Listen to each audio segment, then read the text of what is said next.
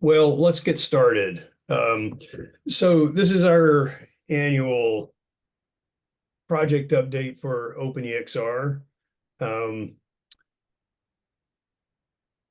I'm gonna give a little bit of a preamble or introduction. We'll take a look at what we have in store for the well, we'll look back at what we've done over the last year and then look forward to what we're expecting to release in a new release later this year and beyond. So just to start off, I assume that everybody here knows about OpenEXR, professional grade high dynamic range image format, originally developed at ILM with major contributions from Wētā, DreamWorks, and a lot of others over the years. Charter member of the Software Foundation. We maintain several repos. The main library at GitHub OpenEXR. We also maintain the IMath library and also the repository of example images, which I'll mention more later. It's worth kind of revisiting our project mission. We are the stewards of the OpenEXR format. We prioritize robustness, reliability, security, compatibility, performance, simplicity, and wide adoption. This is a decidedly conservative approach, but that's what we believe is in the best interest of the industry. This is not a project that you should expect to see a lot of sort of wildly experimental stuff going on. We want you to be able to rely on the image data that used throughout the industry. Steering committee. I'm the chair, Cary Phillips, Industrial Light and Magic, Christina Templar-Leitz, also at ILM, Joseph Goldstone at ARI, Kimball at Wētā, Larry Gritz at ImageWorks, Nick Pacino at Pixar, Peter Hillman also at Wētā, and Rod Bogart at Epic, one of the original developers of OpenEXR way back in the day.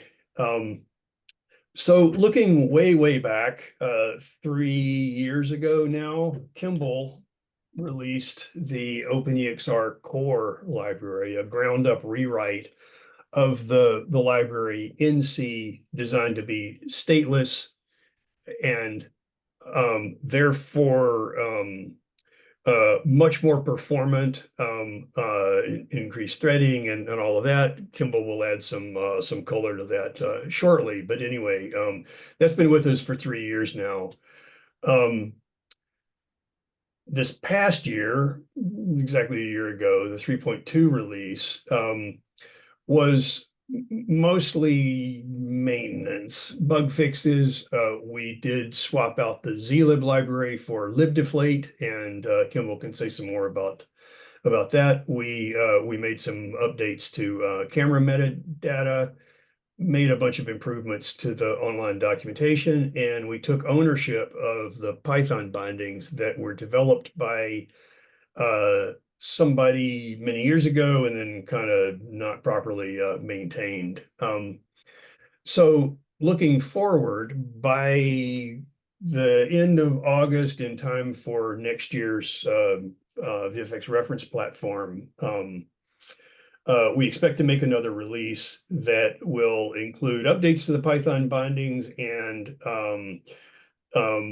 a first step in migrating the C++ interface to use the new optimized core library. So, and looking beyond, we're looking to adopt and support new compression schemes, but that's not a step that we want to take lightly. So this is the bulk of what we want to talk about for the rest of the day. I'll start off with the Python bindings. As I said, the history of this started off a long time ago when somebody wrote a set of bindings, published them on the Python package index so you can pip install OpenEXR. They were not maintained very well.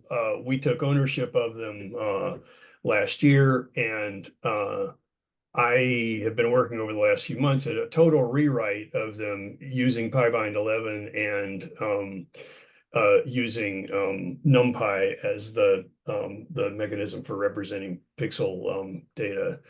The idea behind this is that it's simple.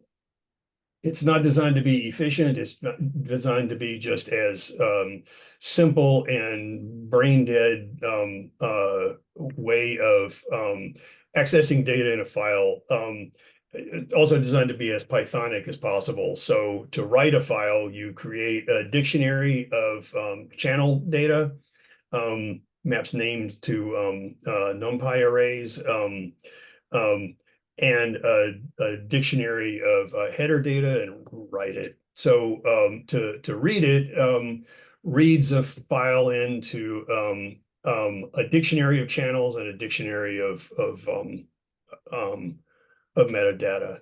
So again, it's designed to be as simple and Pythonic as possible. So this is still a work in progress. There's a PR up for review. I'd appreciate any comments. I have also posted a PR with updates to the online documentation. So read through the documentation and let me know what you think.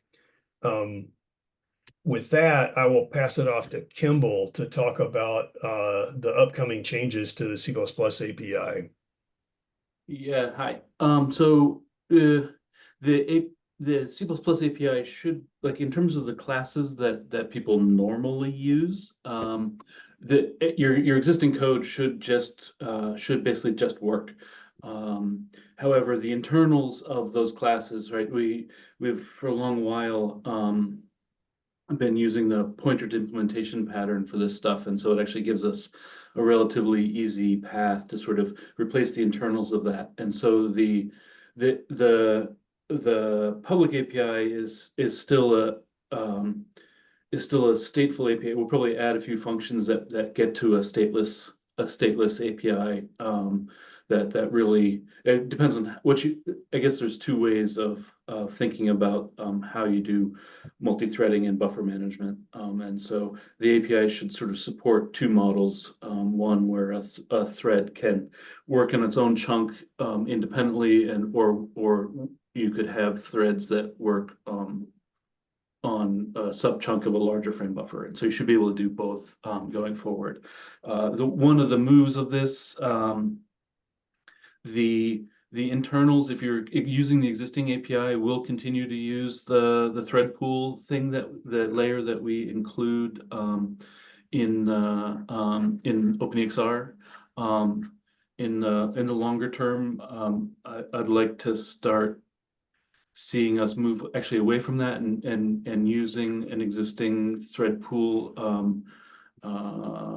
such as TBB, right? Such that we can, as we start to have machines with 128 cores on them, it gets pretty crazy when you have thousands and thousands and thousands of threads in a debugger, right? So, well, the first step of this will not have any of that, but that's sort of the direction that we're heading. But one of the things I do want to mention is that, and maybe anybody who's using some of these things can pitch in comments and ask questions around this. But there's a number of, I'll say, utility classes that were included as publicly exposed symbols in the C++ EXR library, and those utility classes are no longer used internally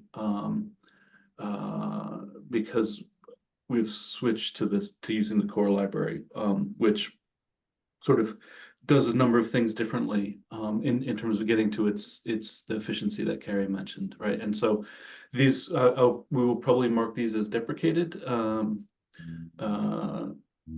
for this release and then remove them in a future release. I don't expect too many people are using them, but that is something to be aware of.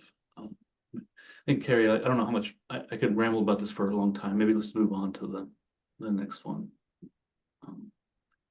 So sort of leading to continue on that vein of sort of migration, the next stage of this is actually starting to move the OpenEXR library to something that has a measure of backwards compatibility. I'd like, when we look back in a few years, I'd like to have OpenEXR have one of those up and down arrow things on the VFX reference platform website where we have full backwards compatibility such that you can use a newer version within your own facility safely, overriding something that hasn't been linked against that. You know, and as I mentioned before, because we're already using the pointer to implementation techniques, this is actually not too easy or not too hard. But the one of the things that we'll have to do is start going to consistent namespaces and not be versioning the namespace with every release and being more sort of strict about that. The other thing that will not be in the 3.3 release, but be in the release following that is adding symbol versioning to the core library.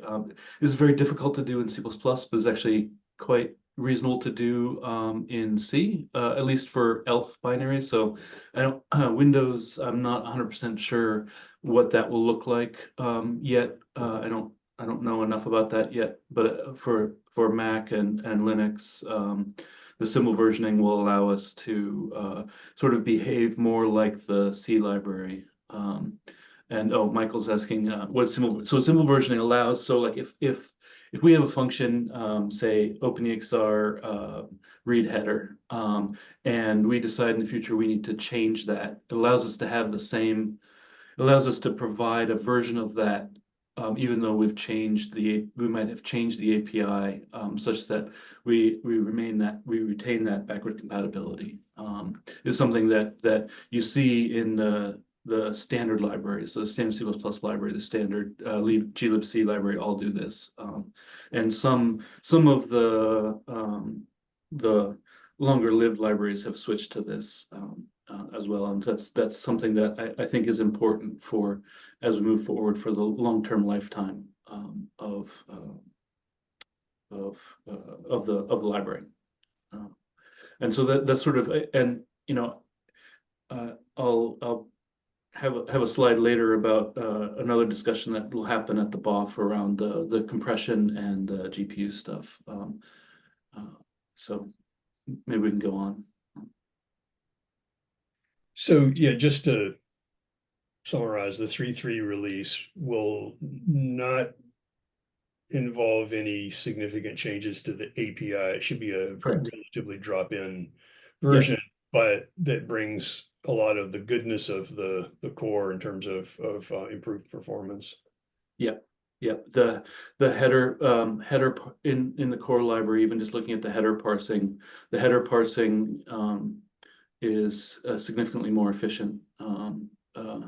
Something, you know, when if you're using it in a renderer and you're reading lots of texture data, this is something you notice the difference between a few milliseconds adds up to a lot of seconds in the end. And so yeah, but it should be drop-in to begin with, and then we'll extend this stuff as we move forward.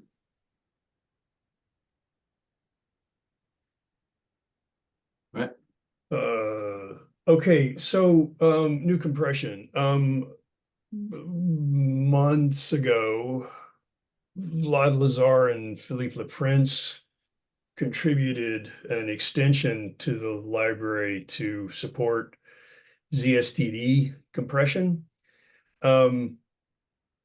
We're still in the process of working out the details of this. I'm going to pass it off to them to introduce it, but just kind of the main topic of discussion here is the performance that it offers in terms of IO speed and file size worth the additional complexity that comes from changing the format in terms of backwards compatibility, build issues, and that kind of thing. And this is something that we're still kind of debating. But Vlad and/or Philippe, you wanna introduce this?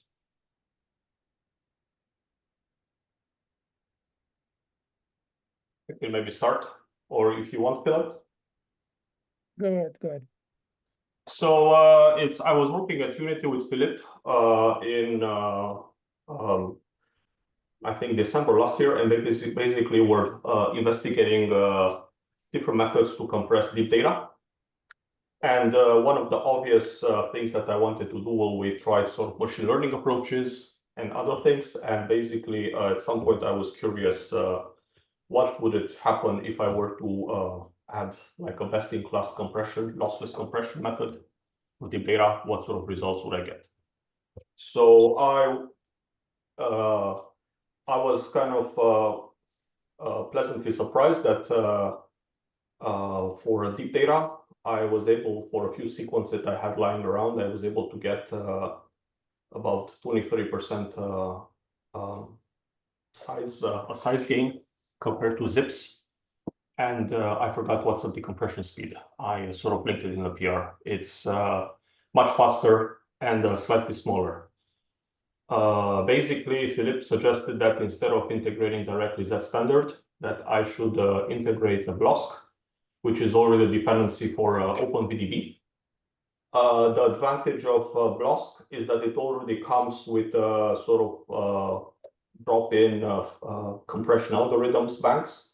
And it's not only the compression algorithm, it's the data sort of shuffling. That's the secret sauce, that where you get all the compression.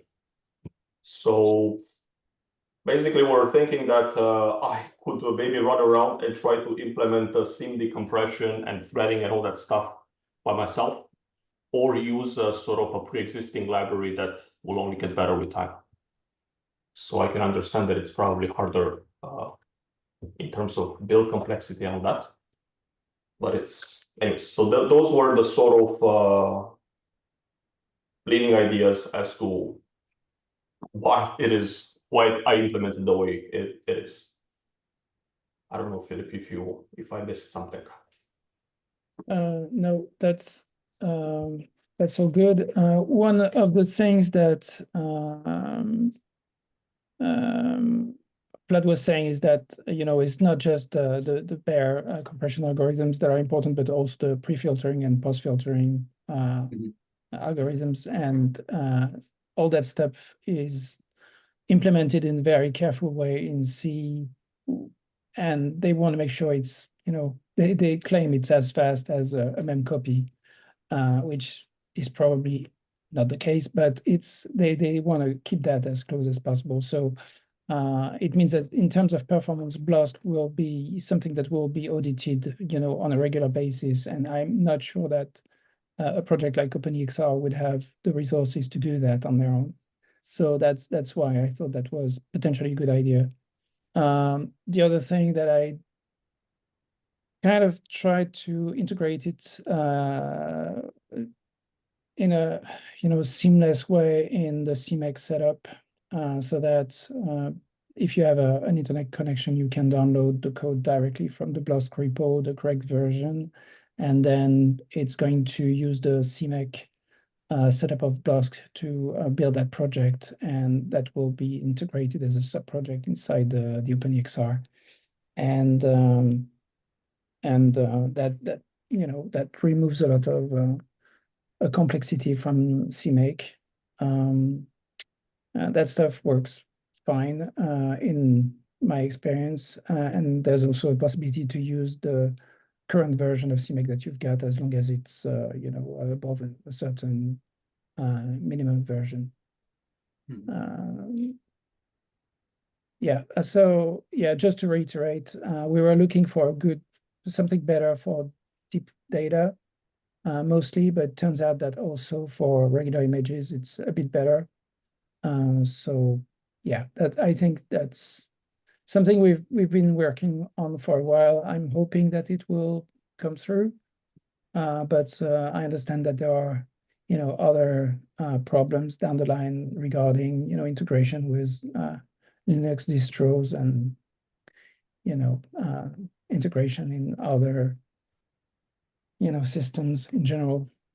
I guess if one day OpenEXR makes it to, a movie camera or, some kind of embedded hardware, all that stuff is going to be important. I wanted to add another point, sorry, about the BLOSK data stream, is that itself, it's sort of backwards compatible. That is an advantage, is that if ever we decide later on that we actually would like to tweak the sort of BLOSK compression parameters, BLOSK is actually able to load the previous things. So we will not have to sort of create new codecs. So I would have to implement all that versioning myself otherwise. Peter, you want to talk about some of the performance statistics you've been investigating? Sure, yes. So I ran this on some of the data that WētāFX has lying around, a bunch of deep images with various different channel layouts and things. I should mention that both the ZStud and now Zip have a parameter you can control, basically how long it spends compressing to reduce the file size. So these are the results with the Zip on the left and ZStud on the right. So it does better at compressing our data no matter what you set the dial to, even on its fastest setting, level 1, it's still 10%, and we're getting close to that 20% if you let it go up all the way to produce the smallest file. In terms of runtime, which I think is the next slide, if you set it to 9, then it's very, very slow, but on level 1 it's way faster than Zip, and bear in mind it's still giving you a smaller file. And read time, interestingly, the read time, I was expecting the read time to drop as you increase the compression because it has less data, but actually that's not the case. You kind of get the best overall performance with deep just setting it to ZStud 1, I think. And if you really want to have a smaller file, you can turn it up, but you'll pay a slight price in reading as well as in writing. Also, just recently put a few regular images at it.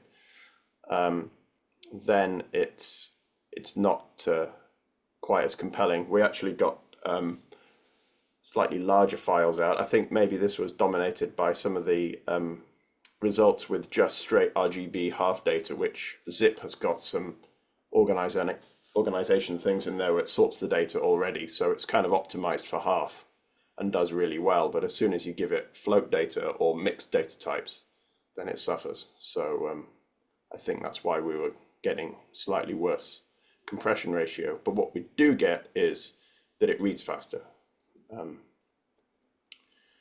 Even though, again, a similar thing, that the graph on the right is actually a log scale because the ZStud 9 is so slow. But it's still, with ZStud 1, it's faster, and the read time is faster overall. So kind of conclusions from that is, did I put it? Yeah, for deep images, it's definitely advantageous. No matter what you do, it's better all around. And I should say, actually, it beat, and every single image that I threw it at, it's not just the average statistics, it was actually working faster. For regular images, it's marginally better, but it's not, at least for us, I don't think it's quite so compelling that we would immediately switch regular images over to ZStud. Yeah, that's about it. I've done a cursory pass at this at some data at ILM. Actually, it wasn't me, it's a friend of mine, but and I think what the data that we've seen so far kind of corroborates this. We're seeing file sizes that are 10 to 20% smaller. So it kind of begs the question of what kind of metrics are we do we feel that we need to see before we decide to that the added complexity and all is worth the is worth it for the new performance. I will want to see a better analysis of the data that we use at ILM before committing to it, but all indications are it's a worthwhile thing. We'd be interested to hear thoughts from anybody.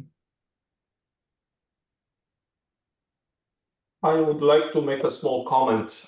It's for regular images, the compression is not that great because it's probably data start. I had discussions with Peter that having multi-scan line, at some point I was doing deep images with 256 scan lines, and he was worried that this would cause too much memory usage. So if we were to feed way more data in way longer chunks, probably you would get the same sort of compression rates. That is, I wanted to sort of, I had a theory as to why it's probably not that great. And if we'd like to sort of get that standard without the extra added complexity, we could, there is probably a single file implementation inside BLOSK itself of that standard, and we could just drop BLOSK altogether and have our own Z standard implementation in OpenEXR. The downside is we'll probably be able to experiment a bit less, and it's creating new compression algorithms is kind of harder.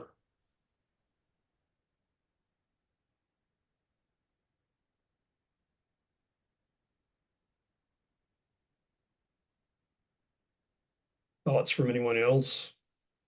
Concerns? Is it random access or more broadly, is it GPU friendly?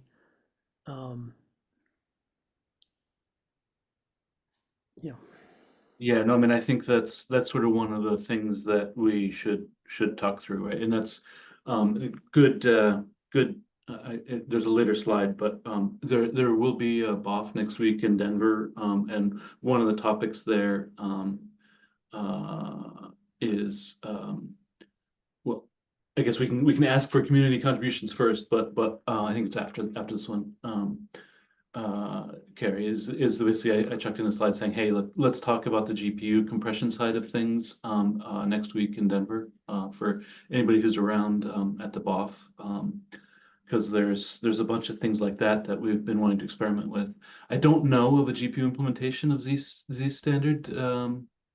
Vlad or Philip, do you know of one? I don't know of one, right? So that No, I don't think so. there is G deflate, right? And so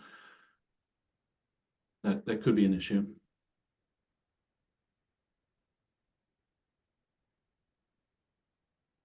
I have not seen. I've seen only the BLOSK and the Facebook Z standard implementations. Yeah, they're both CPU.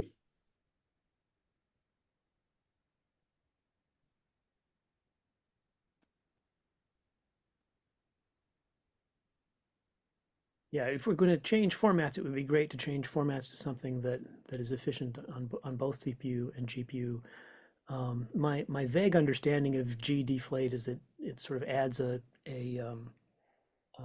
indexing table to Z deflate so that different threads can start at different points. Yeah. For parallelism. So I don't know, perhaps something similar would be applicable to Z standard.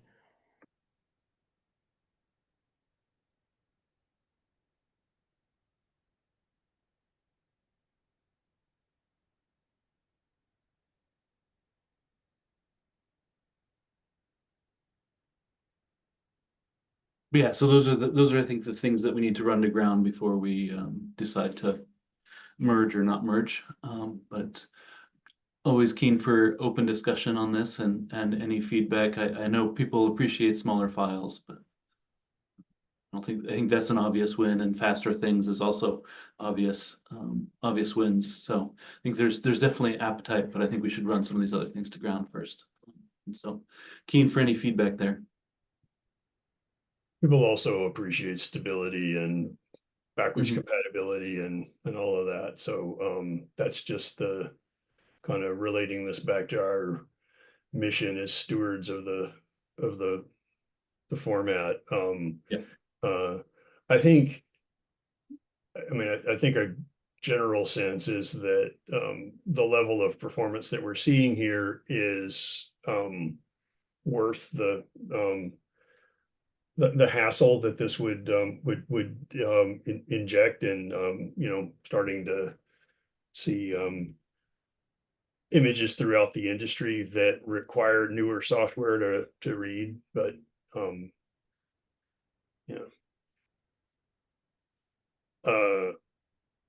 kind of the last point to mention is kind of what we need, and kind of at the top is sort of this very topic of we don't really have a good set of benchmarks in the sense of a process of evaluation and then an example set of images. We've been talking about this for a long time, and this case of we have a change and we want to evaluate the exactly what we're getting from this change in a way that that feels like it's adequately representative of the experience in the wild, and we don't really have that. Actually, Peter, you want to say anything about the new metrics program that you put together? Sure. That's a simple program that's using the C++ API to read in an image and then write it out with whichever compression type you ask it to. So that's its current pull request. It's not been merged in yet, but that should be a fairly simple way of running images through something that will spit out some performance data, and so you can kind of loop through all the different compression types and see how they compare to each other.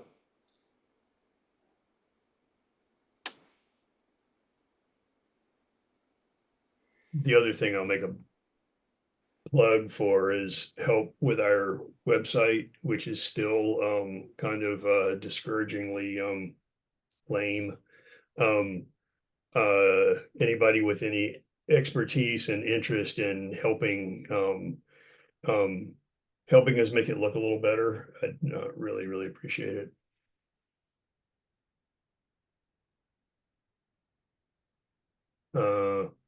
Oh yeah, there's your slide about the BOF.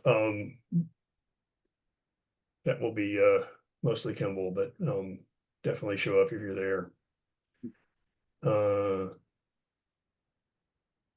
So don't hesitate to contact us on Slack or email. Anyone have any other topics of discussion?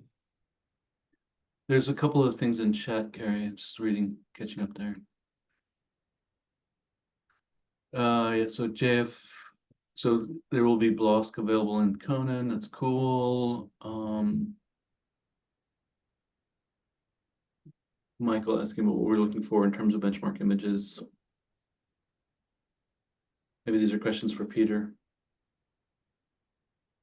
Well, if there's any images that can be contributed to the OpenEXR images thing that are where that's permitted, that's great. But I think one of the curiosities about Deep is that it's quite dependent on which renderer produced it. So I think really what would be useful would be running, if people can have the bandwidth to run the benchmarks on their private data and report back the statistics. That's probably going to be more useful than trying to make a kind of artificial image that is easier to share.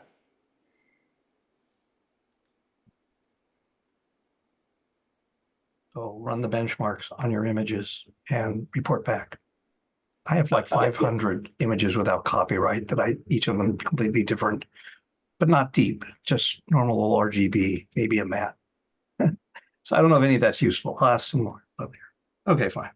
Yeah, well, that yes, definitely that could be useful. But I think that trying to understand how it performs on different companies' deep images is also an interesting part of that conversation.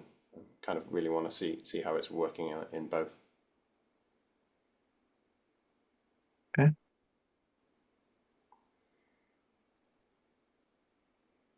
And the BOF is Monday at 2, if anyone can make it.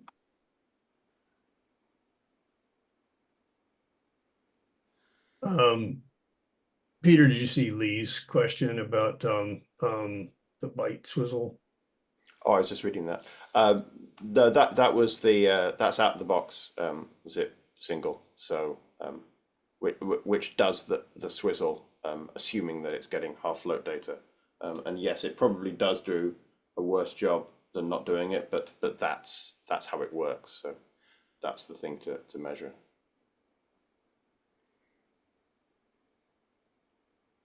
Is there a desire to benchmark OpenEXR's renderer inputs? Like, you have 10,000 bitmap images and you're only reading parts of each one.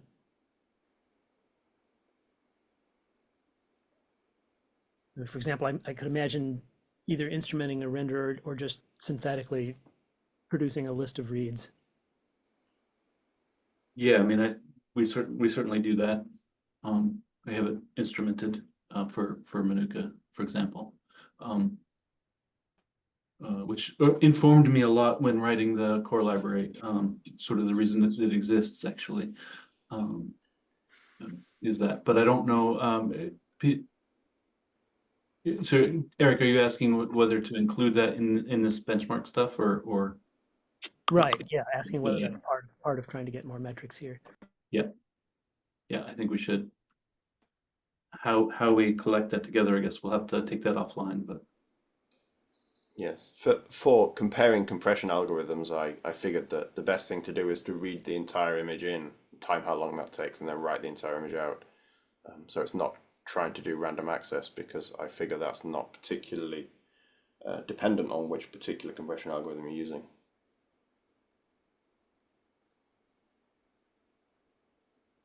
I mean, kind of stating the obvious, but the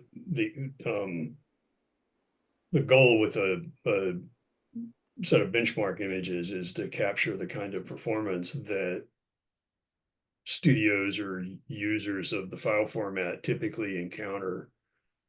So that would include a bit of everything, photographic images, of all sorts, AOVs, the images that we have in the online repo that are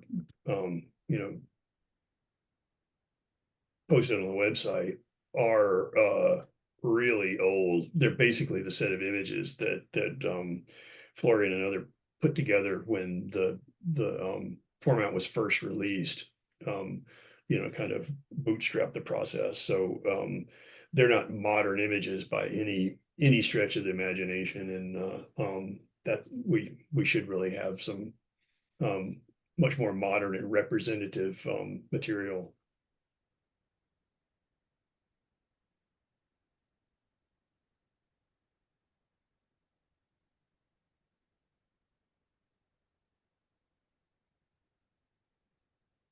Anyone else?